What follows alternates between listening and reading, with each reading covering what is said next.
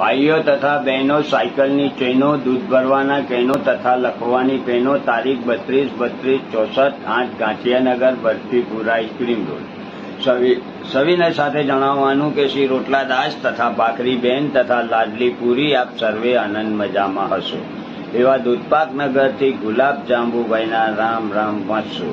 જય ભારત સાથે જણાવવાનું કે ફાફડાદાસની ગુવાથી કમલદાસના સુપુત્ર લાડવાશંકરના લગ્ન હલવાનગરના રહેવાસી ભજીયાદાસની સુપુત્રી કચોરીબેન સાથે નિર્ધાર્યા છે.